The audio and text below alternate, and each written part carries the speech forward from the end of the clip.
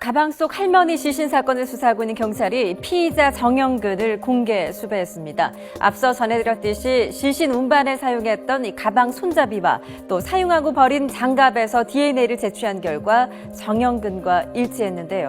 공개 수배된 정영근의 모습을 한번 보시죠. 나이는 55살, 키는 165에서 170cm의 보통 체격의 남성입니다.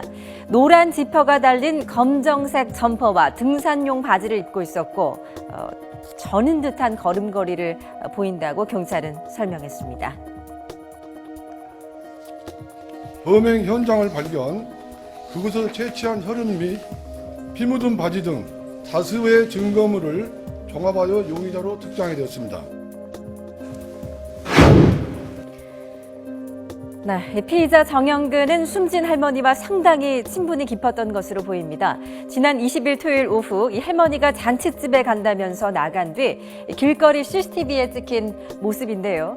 피의자와 친밀하게 팔짱을 끼고 걷고 있습니다. 이날 할머니는 정영근과 함께 술도 마신 장면도 목격이 됐습니다. 할머니가 일하던 시장 주변 상인들의 말을 한번 들어보시죠. 남자분하고 같이 술 한잔 드시는 것 같이 보였어요. 40대 한 초반쯤 되는 남자분 곤색 잠바 입고 할머니하고는 친하게 앉아서 술을 잡수더라고요.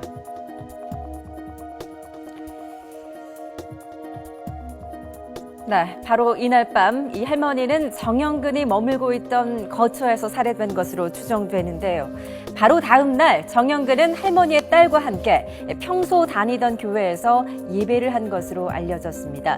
그 다음 날인 22일에도 시장에서 일하는 피해자의 딸을 찾아간 것으로 확인됐는데 이 범행 이후 피해자 가족들의 상황을 살핀 것으로 보입니다. 딸하고도 이제 평상시 친분이 있었다고 합니다. 주변 사람들 얘기하면. 딸은 그 어머니가 장사하는 장소 거기서 약간 떨어진 곳에서 이제 주점 술 종류를 팔았거든요. 그 딸하고도 이제 저 친분 관계가 있어가지고 그 다음 날 그 딸하고 같이 아마 그 교회를 가가지고 예배를 본 모양입니다. 네. 건너에. 그래서 이제 동태를 파악하러 간 거 아닌가 이제 이렇게 또. 이때까지도 가족들은 이 할머니가 살해된 사실을 까맣게 모르고 있었습니다. 경찰에 실종 신고를 했던 건 지난 22일 오후 1시 반이었죠. 그러니까 이 할머니가 집을 나간 이틀 뒤였습니다.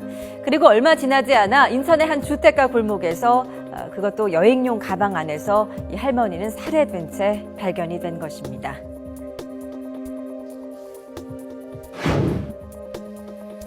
시신이 발견된 22일 밤 10시 반 버스 정류장 CCTV에 포착된 정영근의 모습인데요. 전화 통화를 하면서 태연하게 지나치고 있죠.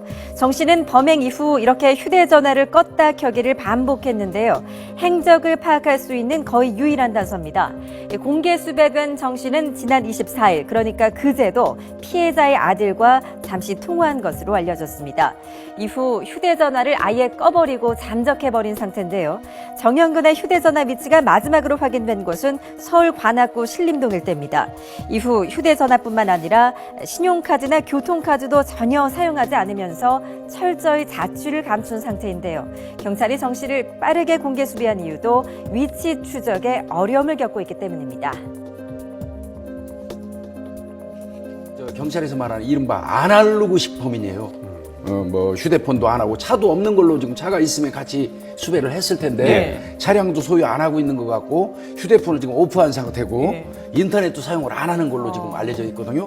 이런 사람들은 오히려 검거하기가 경찰 입장에서 어려울 수도 있습니다. 잠적을 해버리면. 그래서 이제 손빠르게 발빠르게 공개 수배를 한 겁니다.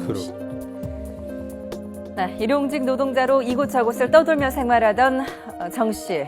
이번 살해 사건의 피의자인 정영근 씨가 숨진 할머니와 어떤 관계였는지 또 어떤 목적으로 이 같은 끔찍한 범죄를 저질렀는지 여전히 의문입니다.